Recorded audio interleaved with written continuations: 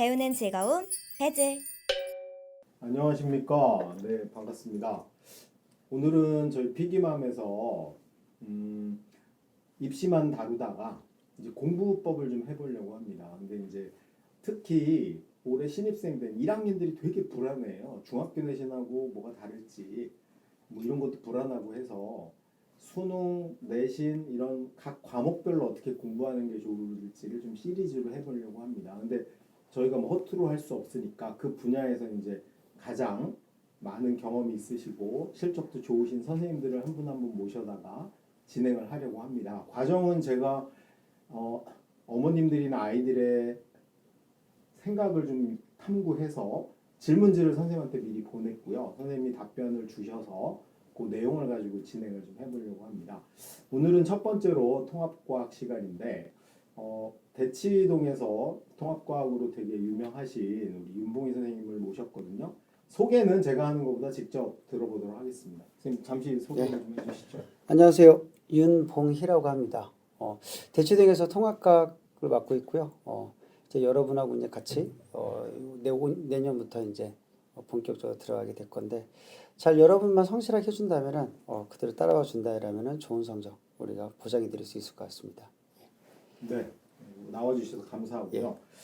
그러면 이제 하나하나 통합과학을 좀 분석하고 결과를 좀 내도록 해보겠습니다.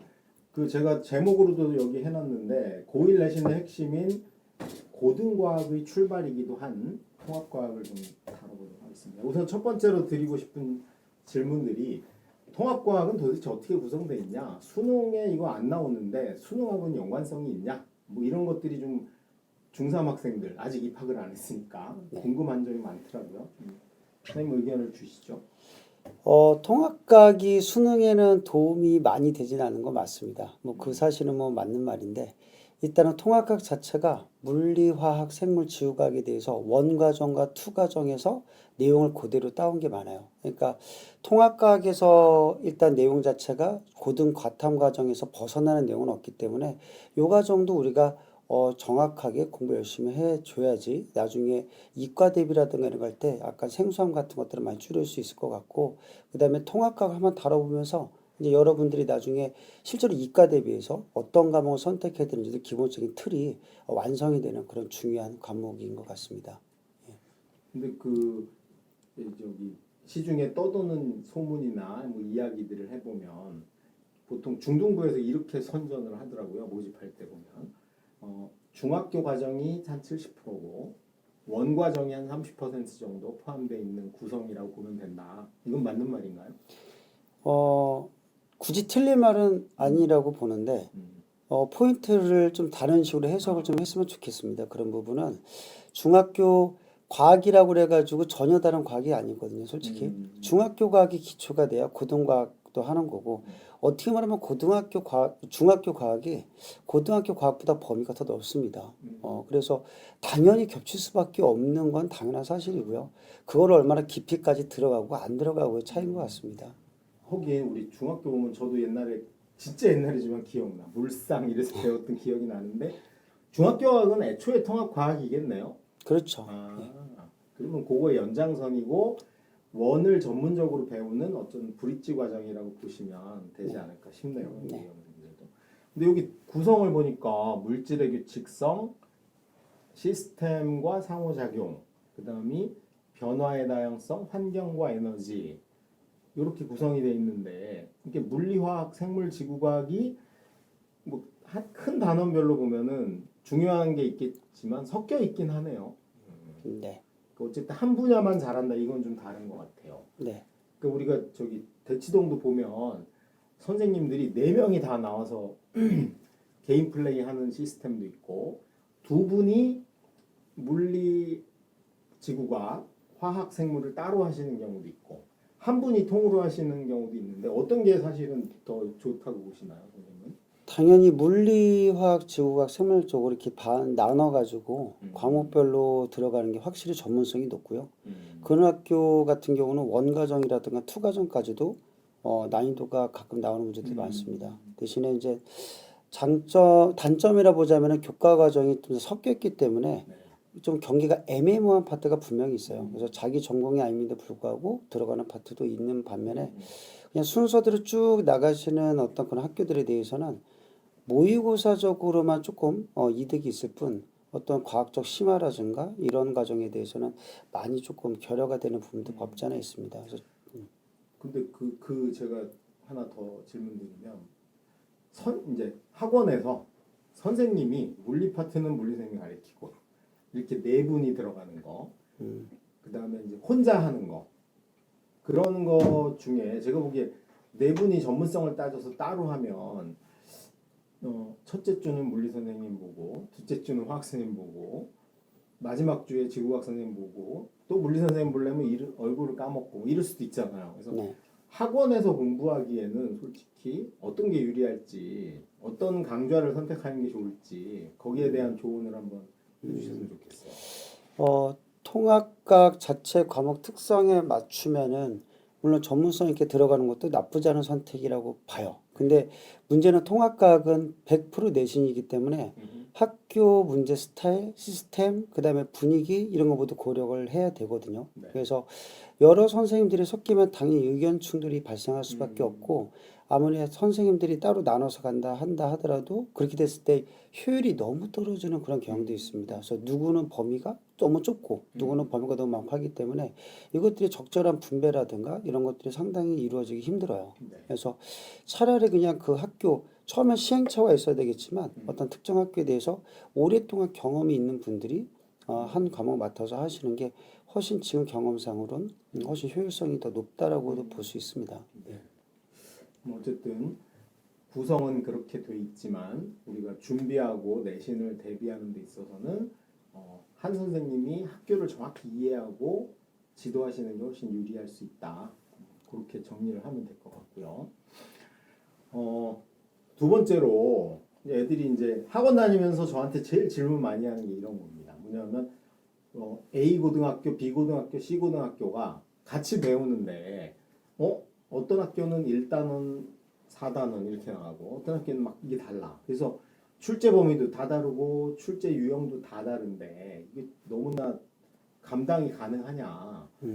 우리나라가 지금 고등학교 한 1,700개 되거든요. 네. 이 범위와 유형 문제를 어떻게 해야 될 건지 이 부분에 대한 얘기를 듣고 싶어 하는 분들이 많거든요. 네. 선생님 의견을 좀 주시죠. 일단은 통합과학은 뭐 말씀하신 것처럼 너무 출제형도 다양하고 범위가 너무 많아요. 그래서 이런 범위를 맞추기 위해서는 학교 기출 문제가 먼저 골격으로 여러분들이 먼저 한번 쭉 훑어보는 게 먼저 필요합니다. 그러니까 공부를 한 다음에 마지막 과정에 기출 문제를 보는 게 아니라 기출 문제를 먼저 공부하고 그다음에 통합값을 들어가야지 우리 학교가 포인트가 뭐고 이 정도 난이도고 어느 정도 시험 범위가 되는지 정확하게 조금 인지가 가능할 거예요. 그래서 학교마다 이거는 뭐 당연히 다르기 때문에 딱 뭐 어떤 포괄적으로 평균적으로 이게 내겠다 이렇게 말이 될 수가 없습니다. 그래서 꼭 이건 학교 기출 문제 먼저 항상 여러분들 먼저 분석을 한 다음에 그 다음에 이제 거기에 맞춰서 공부를 하는 게 맞을 거라고 봅니다. 이게 되게 다른 과목하고 중요 포인트인 것 같아요. 다른 과목은 개념을 본 다음에 그 개념을 기출로 확인하는데 통합과학은 너무 다양하니 기출 문제 먼저 흐름을 파악하고 이제 공부에 들어가자. 되게 중요한 말씀인 것 같고요. 근데 이게 교육과정 바뀌고 올해가 4년 차잖아요. 네. 솔직히 기출 문제가 이제 3개 있는 거잖아요. 그렇죠. 중간기말 하면 총 이제 4번씩 해서 12개 시험지가 있는 거고 통 범위로는 3개밖에 없기 때문에 솔직히 분석하기 좀 유리한 면이 있을 것 같고 뭐 학교가 4년 만에 확 바꿀 리는 없으니까 기출 문제는 다른 과목에 비해서는 되게 소중한 선생님은 수강하는 친구들한테 기출 문제 먼저 주시는 거죠, 그러니까. 그렇죠. 먼저 어떻게든 구해서 분석이 먼저 저부터가 끝내야 되더라고요. 그래서 그렇죠. 그래야지 아이들이 거기 틀에 맞춰서 들어가는 거기 때문에 이것부터가 먼저 골격이 형성되지 않으면은 그냥 나중에 흐지부지 되거나 아니면은 정말 뭐 삼점포로 빠지는 경우도 너무 많기 때문에 이 과정 무조건 필수라고 봅니다. 제가 볼 때. 근데 이제 일부 학원이나 선생님들 중에는 기출 문제 줘버리면 애들이 안 올까봐 끝까지 안 주고 나중에 주시는 경우도 있는데 그게 좀 문제인 것 같아요. 제가 보기에 통합과학 확실히 먼저 주시는 게 어쨌든 우리 윤 선생님의 정책을 저는 적극 지지합니다. 정보를 먼저 주는 거 맞다. 네. 그 다음에 그 다음에 이어지는 아이들의 가장 궁금한 점이 또 이겁니다. 근데 다른 과목과 달리 왜냐하면 솔직히 통합과학 선행을 제일 안 했더라고요. 왜냐하면 중학교 학원들이 선행 순서를 어떻게 애들한테 제시하냐 하면 야 일단 물원 화원 하고 나서 그거 다 해두면 통합은 저절로 되니 나중에 해. 이래가지고 맨 뒤로 밀렸고 수학을 보면은 애들이 제일 먼저 상하부터 하잖아요. 심지어 6학년부터 해. 그러니까 이게 다른 과목하고는 내신 대비하는 순서가 좀 다를 것 같긴 합니다. 이 부분에 대해서 좀 선생님이 의견을 좀 주시죠. 일단 모든 과목이 마찬가지인 것 같습니다. 뭐 공부할 때 어려운 거를 많이 하면은 당연히 쉬운 거를 더 하기 쉽고 뭐 그런 부분은 당연한 것 같은데 통합과학 같은 경우는 물리원을 아무리 열심히 했다 하더라도 표현하는 방식에 따라서 답이 틀릴 경우가 많아요. 그러니까 물리원스럽지는 않다는 거죠. 내용은 물리원이 맞지만 표현하는 방식 그리고 어떤 학교마다 어떻게 이거를 말 꾸밀 건지 내용적인 파악들 이런 것들이 좀 더 실수를 줄이는 문제이기 때문에 제가 지금 맡아본 경험에 의하면은 어려워서 아이들이 성적이 안 나온 경우보다는 오히려 표현 방식에 익숙하지 않아서 그리고 고등학교 처음 올라와서 중학교 때 공부했던 그런 어떤 문제 유형들과 너무 달라서 그런 경우에서 실수를 하는 경우가 너무 많습니다. 저희가 어쨌든 1등급 100점을 목표로 하는 게 목적이기 때문에 그래서 실수 하나하나 하면 안 되거든요. 그래서 그런 부분들이 오히려 쉬운 내용이지만 여기서 실수가 한다거나 그런 파트가 있기 때문에 무작정 어렵게 공부한다가 다는 아닐 것 같아요. 통합과학은 통합과학스럽게 거기에 맞춰서 표현하는 방식도 학교별로 맞춰서 정말 개별적으로 특징적으로 들어가야 될 것 같습니다. 어쨌든 아까 선생님 지적하셨듯이 기출로 흐름을 파악하고 나면 우리 학교의 주요한 범위나 단원이 도출이 될 테니 그 개념을 확실히 정리하고 이 개념 정리가 중학교식으로 단발마적으로 암기하는 게 아니고 그 학교가 표현하는 방식 또는 시험에 언급되는 방식으로 개념을 이해하는 게 중요하다. 이렇게 말씀을 하셨고 사실은 뭐 아주 어려운 문제 한두 개보다는 전체적인 흐름을 이해하는 게 더 중요하다고 말씀을 하신 것 같아요. 근데 제가 3년치 통합과학을 보고 학교별로 분석을 해보고 학부모님들이나 애들하고 얘기를 하다 보니 이 고등과학이 어려운 이유가 진짜 용어 문제라고 얘기하는 경우가 많더라고요. 수학은 이과 애들 입장에서 용어가 몇 개 없어요. 방정식, 부등식 뭐 몇 개 없는데 이놈의 과학은 물리 용어만 해도 일단 다 한자어잖아요. 그러니까 애들이 중학교 때 선행이 완벽하게 안 되는 이유가 예를 들어서 식으로 표현된 걸 외우는 건 가능한데 일단 물질이 뭐냐 이거 이해하려면 이게 사실 철학이야. 그렇죠.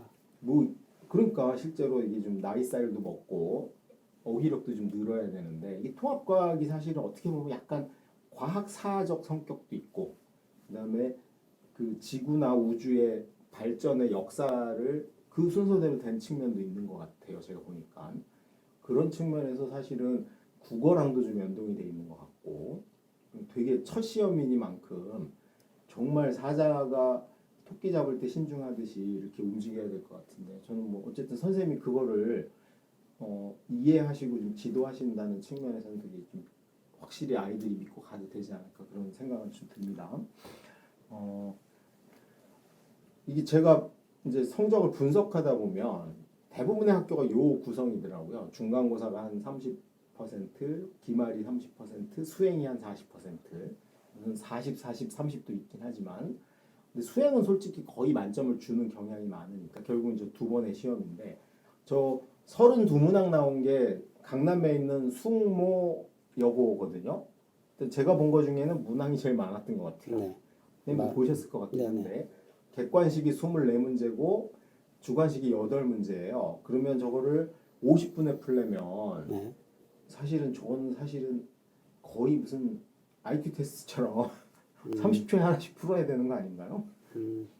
문항이 많긴 많은데 생각보다 시간이 많이 남습니다. 통합과학이. 시간이 부족해서 못 푸는 경우는 거의 보지는 못했고요. 문제 유형들이 서술형이 뭐 8문제, 뭐 10문제까지도 갈 수도 있는데 많은 문제들은 대신에 문제를 8문제를 각각 개별적으로 출제하는 경우는 좀 적고요. 주제를 하나 준 다음에 거기에 대해서 세부 문항들을 문제를 물어보는 그런 경향들이 많이 강합니다. 그래서 실제 문제가 서술형과 8문제 정도면 아마 4가지 주제 정도라면 줬을 것 같고 네. 뭐 그렇게 경우도 있고요. 특정 학교 경우는 서술형을 줄이기도 하는데 문제를 물화생지를 다 안 주고 뭐 물리와 화학을 중간고사 때 냈다라면은 2학기 때 생물하고 지구과학을 나눠서 내시든가 아니면 아예 중간고사 때 서술형을 아예 배제하시고 그 다음에 이제 기말고사 때 한 번에 내시든가 이런 경우가 많습니다. 하지만 핵심적인 건 이건 같아요.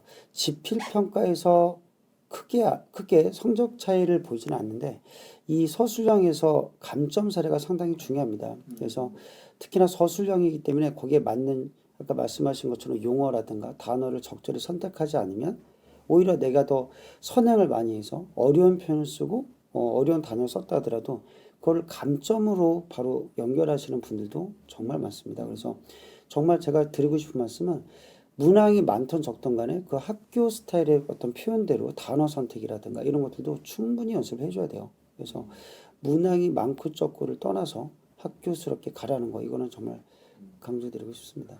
근데 저는 그 제 친구 중에 학교 선생님들이 있거든요. 이해가 돼요. 왜 감점을 해야 되냐면 이게 사실은 정말 애들이 열심히 공부하면 다 맞을 수도 있고 그러다 보니까 1등급을 4%에서 잘라야 되잖아요. 근데 이거를 1점이라도 0.1점이라도 감점을 안 하면 1등급이 10%로 늘어. 그러니까 이제 울며 겨자 먹기를 어쩔 수 없이 잘라야 돼. 근데 이제 거기에 객관식을 감점할 수는 없으니 결국은 이 주관식이 감점 요소인 것 같아요. 근데 솔직히 저기 아까 여기 보시면 이게 아까 그 여고의 서술형 문제인데 5번 문제 보시면 한 문장으로 서술하시오. 여기서 감점당한 애들도 꽤 있더라고요. 네. 그 문장에 아까 선생님 말씀하신 대로 선생님은 이 단어를 써라 그랬는데 네. 지가 어디 가서 다른 단어를 쓰고 그래서 억울한 애들이 무지 많이 나오니까 솔직히 이 통합과학 가르치는 선생님들은 그 부분을 많이 강조해야 되지 않을까 싶은데 네. 우리 윤봉희 선생님은 사실 되게 그거를 지금 일관되게 강조하셔서 좀 신뢰가 가고 있습니다. 그 저 8번 같은 경우는 저건 정말 초등학생 문제 아닌가요? 그러니까 통합각이 어렵지 않습니다. 어렵지 않고요. 근데 저기도 만약에 8번 같은 유형도 그냥 태양 에너지 이렇게 쓰면은 맞을 것 같아요. 근데 이거를 계속 말을 꾸며가지고 뭐 태양 복사 에너지에서 뭐 다른 영역을 썼거나 좀 더 배웠다 그래서 뭐 가시광선 에너지 이렇게 들어가는 학생도 분명히 있습니다. 나는 학교에서 나중에 나 지구과학원 선행할 때 이게 태양 복사 에너지가 지구에 도달하면은 가시광선만 대부분 통과해. 그래서 나는 가시광선이라고 썼어. 분명 과학적으로 말할 땐 틀린 말은 아니거든요. 근데 이거를 분명 감점할 요소는 분명히 있다라는 거죠. 그렇죠. 통합해서 원하는 거는 너 이거 포괄적으로 써. 내 2점만 줄게. 이런 뉘앙스가 강하거든요, 문제가. 근데 이런 것들을 빠르게 좀 캡처를 해줘야 돼요, 저희가. 그 저거 보니까 이 생각이 나네요. 뭐냐면 내신 잘하는 애들은 눈치가 좀 있는 것 같아요. 맞습니다. 선생님이 저걸 공식적으로 이거 문제 혹시 나오면 이렇게 표현해라고 언급을 안 했어도 눈빛을 보고 수업 들으면서 이건 이렇게 써야 될 것 같아. 이런 게 좀 있어야 되는데 감 떨어지는 애들. 맞습니다. 전 진짜 학교 수업 열심히 듣는 거 되게 중요한 것 같아요. 네. 다음으로 한번 넘어가 볼게요. 이제 이게 선생님들이 저는 이게 되게 약점인 것 같아요. 수학이나 과학 선생님들 특히 보면은 가르치시는 건 잘하고 막 개념도 잘 가르쳐 주시는데 문제는 1등급이 어떻게 잘리고 결국은 이제 우리 애들이 내신을 공부하는 이유는 딱 한 가지인데 등급을 잘 받는 거잖아요. 근데 이게 최종 목표는 1등급을 받는 거예요. 근데 제가 자료를 정리해 봤는데 제가 선생님한테도 보여드렸지만 휘땡고, 숙땡고, 광땡고, 이땡고 4개의 학교를 비교해 봤습니다. 2개가 강남이고 2개는 저 수원 쪽에 있는 학교들이에요. 영통국에 있는. 네.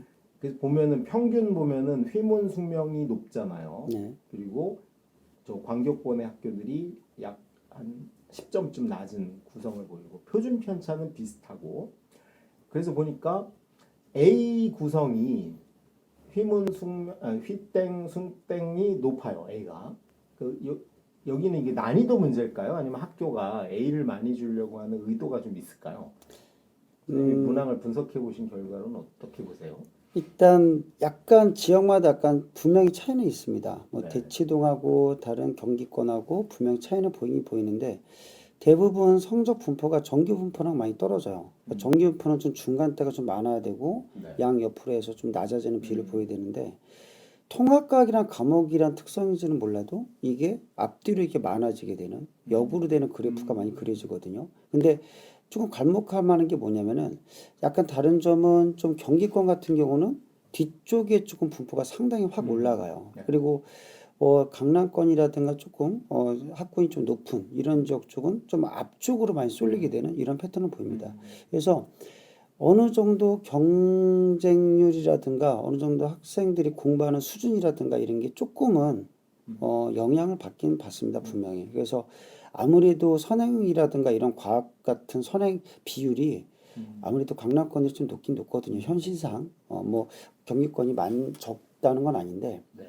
그래도 강남권들이 아무래도 약간은 그런 비율이 좀 영향을 많이 받습니다. 그래서 치열하죠, 좀 상위권들. 그 저거 보면 아까 선생님 말씀대로 이 받은 친구들이 광땡교랑 이땡고에는 거의 40%잖아요. 네, 거기 거의 과학 포기 그렇죠. 60점 이하라고 보면 그러니까 A 받은 애들 중에 1, 2등급이 갈리니까 실제로 광땡고랑 이땡고는 90점 정도면 2등급은 확보가 된다.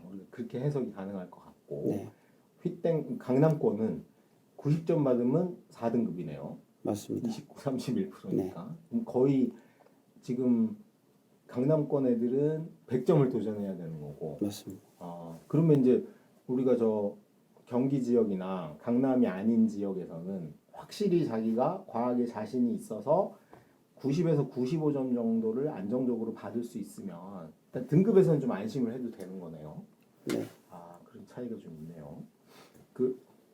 요 부분은 아까 말한 거니까 이제 디테일한 거는 좀 나중에 보도록 하겠습니다. 그러니까 이게 1, 3등급 경쟁이 두 학교도 다 치열한 거 맞네요. 어쨌든. 네, 맞습니다. 하여튼 4등급 넘어가면 좀 여유가 있지만 1, 2, 3등급의 경쟁은 뭐 거의 만점이 필요할 정도로 치열하고 한두 문제가 갈린다. 실수가 용납되지 않는다. 경기권도 마찬가지라고 봅니다. 그렇죠. 뭐 비율이 좀 잘하는 비 좀 적긴 적을 뿐이지 그 안에서도 1, 2등급은 거의 만점이라고 봐요. 이게 솔직히 점수 차이가. 그래서 거기도 아까 그 12% 중에도 만점 쪽에 수렴하는 그렇죠. 애들이 더 많겠군요. 네네. 왜냐하면 그 친구들은 그래도 사교육도 하고 선행도 하고 뭐 내신 공부도 성실하게 할 테니. 네. 그러니까 최상위층의 두께 문제네. 강남권은 한 40%가 되는 거고 그렇죠. 여기는 한 2, 30%. 그래도 1, 2등급은 4%, 11%니까 거의 만점 받아야 된다. 네, 맞습니다. 그 선생님 되게 부담이 크시겠어요. 통합과학 선생님들은. 부담이 많이 되죠. 그러니까 이게 아무리 문제 차라리 어렵게 나와가지고 성적이 갈리면은 그나마 용납은 되는데 정말 얼토당토 없는 실수 정말 아무렇지도 않은 문제 하나 서술형에서 1점 깎여서 2등급 받아오거나 몇십 등이 밀리는 경우도 많거든요. 그래서 그런 경우에서는 정말 저보다는 아이들이 정말 많이 억울합니다. 정말. 선생님 똑같을 하실 거 아니에요. 예를 들어서 98점 받았는데 2점인데 그것도 예를 들면 서술형에서 뭐 표현을 하나를 잘못해갖고 감점당했어. 그것 때문에 1등급일 아이가 2등급이 됐어. 이러면은 그런 얘기 들으시면 저도 열불 나죠. 예. 하여튼 고생이 많으시네요. 이제 본격적으로 우리 선생님의 조언을 한번 들어보도록 하겠습니다. 통합과학 자체는 일단 여러분들이 생각하는 것처럼 뭐 공부하는 양이 특별하게 많지는 않습니다. 근데 문제는 좀 많이 난해하죠. 그러니까 어디까지 할 건지, 어느 깊이까지 들어갈 건지가 상당히 난해한 과목이에요. 그래서 공부할 양은 많지는 않지만 깊이의 기준은 먼저 정해야 된다. 이건 아까 말씀드린 것처럼 기출 문제가 먼저 분석이 돼야 그 틀이 나올 거고요. 그래서 그거를 먼저 여러분들이 골격을 먼저 대략 기준값을 만들어 놔야 됩니다. 그 다음에 이제 시험 범위가 쭉 나가는 학교든 물화생지를 분산하는 파트든 간에 어쨌든 시험 범위는 분산이 될 수밖에 없는 구조입니다. 통합과학이. 그래서 이게 어느 한쪽 파트만 뭐 물리가 내가 이제까지 보였던 과목 중에 어려웠어. 또는 물리가 어렵죠. 화학도 마찬가지고. 거기에 너무 집중하지 말라는 겁니다. 그래서 본인 분명히 자기만에 맞는 학교, 자기의 담당 학교에 따라서 그 정도 난이도까지 해주되 대신 별거 아니라고 생각했던 파트가 오히려 더 약점이 되고 또 실수할 가능성이 상당히 크기 때문에 모든 파트를 정말 골고루 해줘야 돼요. 쉬운 파트는 실수할 때 한 거, 실수할 만한 요소들을 정말 철저히 분석해가지고 거기에 따른 충분히 단어 연습이라든가 이런 것들. 그리고 정말 애매할 때도 있습니다. 학원 선생님한테 선생님 이 말 표현을 써도 돼요? 이렇게 물어볼 때도 있는데 저도 모릅니다. 솔직히 그거는 학교 선생님한테 다이렉트로 일단 물어보는 게 맞아요. 저 같은 경우는 아이들한테 시킵니다. 녹음까지 해오라고. 선생님 이 말 써도 돼요? 근데 나중에 왜냐면 말이 바뀌거든요. 이게 써도 돼? 지나갔던 말이었지만 나중에 그 말이 써서 감점당한 사례도 있었습니다. 솔직히. 그래서 그런 것도 항상 이런 표현 써도 되는지 안 되는지 어디까지 해야 되는지 학교 선생님한테 항상 확인하는 작업이 필요해요. 그리고 이제 거기에 대해서 정보들을 공유해서 저희 같은 학원 선생님들은 거기에 맞춰서 이제 문제 어떤 출제 문제라든가 이런 것들 예상 문제들을 충분히 저희가 제공도 해줘야 되겠죠. 그래서 한 명만 가지고는 시험이 잘 나올 수 없다. 점수가 항상 상호적으로 저희가 전략을 짜야 됩니다. 그다음에 이제 당연히 뭐 매 수업 시간마다 집중해야 되는 건 맞는 말일 거예요. 수학학원하고 과학학원이 틀린 점이 수학은 일주일에 적어도 2번, 3번은 가죠. 여러분들이 피드백 가져서 뭐 매일 가는 경우도 있습니다. 과학은 일주일에 1번 가요. 그리고 여러분들이 1번 했을 때 매일 또 복습이 되기 어려워요. 그래서 이런 부분 때문이라도 많이 여러분들이 좀 연계가 많이 떨어지는 그런 과목 파트는 건 분명히 맞기 때문에 매 수업 시간만큼은 정말 어떤 과목보다도 집중을 좀 해줘야 된다라는 거. 그리고 한 주라도 결여가 있으면 안 됩니다. 이게 한 주가 결여가 되면 보름이 빠지는 거예요, 이게. 그러면 여러분들 분명히 누락되는 것도 많을 것이고 연계성도 당연히 떨어질 거라 봅니다. 그래서 매 수업 시간마다 정말 그 시간만큼 집중해야 된다는 거고 그 다음에 거기에 따른 문제라든가 이런 것도 너무 텀을 들이지 마세요. 그날 풀어보시는 게 가장 좋고 이틀 이내로 꼭 응용 복수 문제가 꼭 들어가야 될 거라고 봅니다. 그리고 마지막 시험 대비 때 좀 대부분의 성적이 마지막에 안 나오는 학생들의 공통점이 뭐냐면은 그 전까지 공부를 열심히 해요. 하는데 시험 보기 2주 전부터 이제 모든 시험 대비 직보를 국영수에 맞춰줍니다. 그리고 통합과학은 전날에만 하죠. 성적이 잘 나올 수가 없습니다. 그래서 모든 과목이 마찬가지겠지만 끝으로 가면 갈수록 피치를 계속 올려줘야 돼요. 그래서 끝나기 전 우리가 시험 범위가 이제 마지막 이제 직전 대비 때는 새로운 거 하라는 거 아닙니다. 지금까지 공부했던 거 틀린 거 다시 한번 봐야 되고 그리고 정말 마지막으로 강조드리고 싶은 게 마지막 성적 올리는 가장 좋은 비결은 학교 교과서 무시하지 말라는 겁니다. 학교 교과서 문장 대부분의 그러니까 뭐 1,700개 학교가 있었다고 그랬는데 그 학교들 대부분 제가 장담합니다. 학교 교과서 무시 안 하거든요. 교과서 문장 그대로 내는 학교 상당히 정말 많습니다. 아무리 뭐 강남권이든 경기권이든 간에 학교 교과서 기준을 가지고만 내시기 때문에 교과서 꼭 강조드리고 싶고 학교마다 다른 유형이 있다면 그건 분명히 학교 프린트가 나오든가 부교재가 있을 겁니다. 같이 묶어서 마지막 과정 때 꼭 필수적으로 암기 집중적으로 하시라는 거 요거 정도 말씀드리고 싶습니다. 이게 선생님 얘기 들어보면 이게 과학 선생님이지만 예를 들면 국어 선생님 역할도 동시에 해야 될 것 같네요. 맞습니다. 그 우리 국어 보면 문학 파트가 있고 비문학 파트가 있는데 그 비문학 국어 선생님 역할을 해야지 사실 통합과학에서 완벽한 강사다. 우리가 좀 그렇게 봐야 될 것 같고 그 부분에 뭐 우리 선생님들은 막 노이로제가 있을 정도로 되게 민감하실 것 같아요. 맞습니다. 제가 사례로 제가 제일 아끼는 제자 중에 지금 고3 되는 친구가 있는데 이 친구가 정말 출중한 실력이거든요. 수학도 뭐 K 뭐 상도 받고 그다음에 과학도 막 물리 경시 상도 받고 압도적이었는데 이 친구가 전교 1등을 놓쳤어요. 이유가 뭐냐면 1학년 통합과학을 3등급을 받았는데 그게 지구과학에 한 문제를 틀렸다고 그러더라고요. 그래서 이 친구 그 트라우마 때문에 지금도 지구과학을 싫어해요. 수능도 지구과학은 거짓대도 안 보고. 그러니까 아까 저 말씀하신 두 번째, 그러니까 이게 잘하는 게 결정하는 게 아니고 약점이 결정하는 게 맞는 것 같네요. 선생님 저 부분은 되게 중요한 걸 지적해 주신 것 같아요. 잘하는 거 잘한다고 계속 그거 가지고 붙들고 있을 게 아니고 혹시 놓치는 게 있는지 엄청난 도움이 될 것 같습니다. 마지막으로 선생님의 선생님 수업을 들어야 되는 이유나 선생님 교재의 장점이나 그런 부분 한번 정리해 주시고 마무리하시죠. 네. 그냥 뭐 제 자랑 자랑하시죠. 예, 자랑인가요? 예. 일단은 뭐 물화생지가 어쨌든 다 들어가는 과목이 통합과학이기 때문에 여기에 대해서 폭넓은 좀 경험이 좀 있어야 된다고 봅니다. 그래서 비록 뭐 저희 대한민국에서 물화생지 모두 공통 전공은 없어요.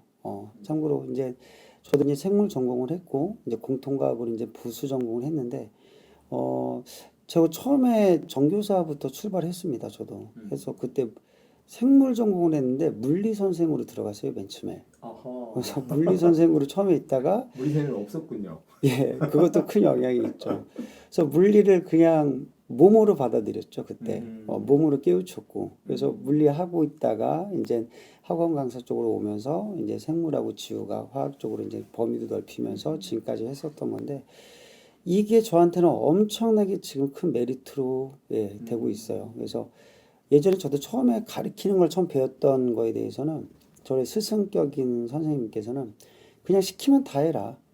너한테 언젠가 이게 피게 되고 살이 될 거기 때문에 가리지 마라. 과학은 다 해야 된다. 그게 저한테는 지금 엄청나게 큰 경험치가 됩니다. 그래서 이게 좀 깊이가 있어야지 어떤 고등학교 3학년 정도까지 다룰 정도가 되면은 물화생제 깊이를 조절할 수가 있어요.